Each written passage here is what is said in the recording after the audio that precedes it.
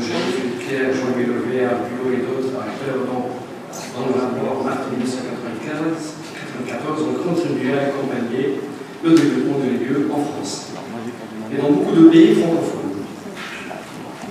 En 2006, bien sûr, seconde vague, le gouvernement algérien a légiféré et a tracé les lignes directrices en misant sur l'IE comme outil d'anticipation pour les entreprises publiques et économiques, plus spécialement. En ce sens, un monsieur l'IE en Algérie aussi, en l'occurrence M. Bacha, est nommé au niveau du ministère de l'Industrie et de la Planification et au niveau d'une direction d'intelligence économique, au niveau du ministère de l'Industrie et de la Planification.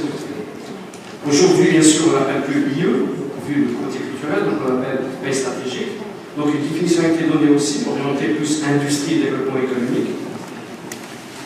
Mais étant donné qu'il y a eu des carences en compétences au niveau administratif et gouvernemental, et savoir dans l'IE, le MIPID, le représentant du pouvoir public, donc a coordonné à travers le secteur privé. C'était un des pivots.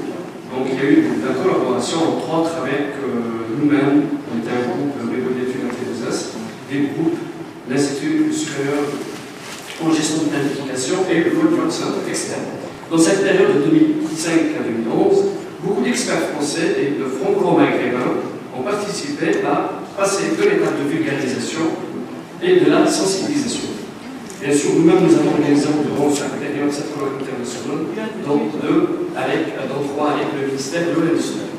Ce qui est important de noter aussi que l'expérience française en IE s'exportait mieux qu'aujourd'hui le modèle adopté en Algérie a des modifications mineures et le modèle français. Pour preuve, beaucoup de thèses aujourd'hui de doctorat en IE sont en collaboration et en partenariat, étaient et sont toujours réalisés avec les universités françaises. Proximité oblige, géographie, culturelle et linguistique. Pour preuve, il y a beaucoup de partenariats avec l'Université de Poitiers, de Marseille, Schema School, Essier. Pour preuve, moi-même, j'ai effectué un magistère en 2003 à Marne-la-Vallée en France, où j'étais couronné par un magistère au NIE, en collaboration avec le groupe Sonatra, qui est la première entreprise africaine.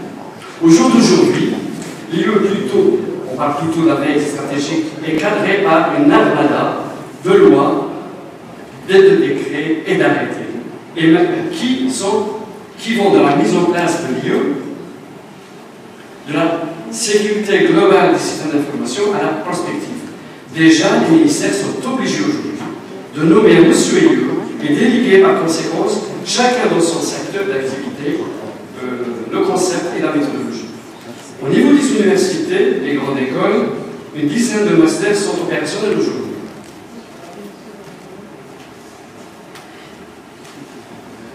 Des centaines de départements dans des universités aussi aujourd'hui ont des modules dans leur cursus. L'IE est devenu un modèle essentiel. On peut dire qu'aujourd'hui, après une dizaine d'années, des centaines de thèses de doctorat ont été soutenues sur l'IE et plus d'un millier de mémoires de master ces dernières années. Au niveau des entreprises économiques publiques, aujourd'hui, le gouvernement a imposé ces dernières de mettre en place bien sûr des structures de veille et d'intelligence économique. À noter malheureusement que malgré les incitations à travers les politiques de sensibilisation et de cadrage par les lois, le secteur économique public et administratif n'a pas encore pris conscience de l'importance de ces études de management et d'administration. Force est de constater que les actions des ministères sont plutôt imposées et les résultats sont un peu mitigés. Pour preuve, le MIPE va lancer un questionnaire pour les entreprises publiques pour connaître l'état des lieux et le niveau de maturité de ces dernières. Déjà en 2010-2011, il y avait un échantillon d'un choix d'une douzaine d'entreprises qui étaient pionnières dans leur secteur, et après une dizaine d'années, il en sort de l'échantillon que 4 entreprises.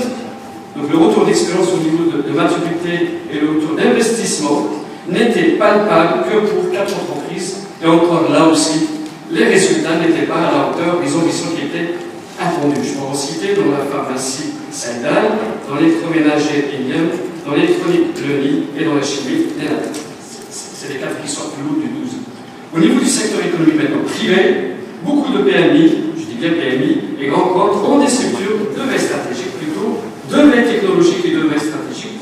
Pour ne citer que Civital, grand groupe dans le chiffre d'affaires de 5 milliards de dollars, qui avait acquis en 2010 beaucoup d'entreprises européennes, entre autres Brent qui a été acquis par Civital. Et quand on dit à Civital comment vous avez procédé, eh bien, dans l'acquisition, ce n'est pas le matériel qui a intéressé Civital. Ils ont bien d'abord acheté les 25 brevets et c'était l'outil important pour Civital. On peut citer d'autres groupes aujourd'hui, comme Condor, qui aujourd'hui est un acteur majeur et dont il place une importance capitale sur la veille stratégique. Bien évidemment, ce ne sont surtout pas les actions coordonnées et planifiées par les pouvoirs publics, c'est plus une conscience collective du secteur privé qui, à travers les chambres de commerce et les associations patronales, a contribué à sensibiliser une frange importante de ces derniers, c'est-à-dire PMI, grand compte. Le maillon faible reste évidemment les TPE et PME qui, eux, sont laissés pour compte aujourd'hui. Les actions au niveau des chambres de commerce de l'Italie essayent d'accompagner et de sensibiliser ce grand secteur, mais les moyens logistiques et le manque d'experts dans les secteurs PME-PMI laissent le chantier au management traditionnel et artisanal. Ce qui est sûr aujourd'hui est que les lois, les décrets, les arrêtés existent, les secteurs aussi. Il faut avoir connaissance encore du temps pour voir réellement une prise de conscience au niveau local. Voilà, donc je ne vais pas m'attarder davantage, je vais donner 5 minutes, je sais que c'est déjà pris. J'avais les 10 commandements, je voulais synthétiser tout ça, mais je laisse la parole aux autres. Merci Sophie.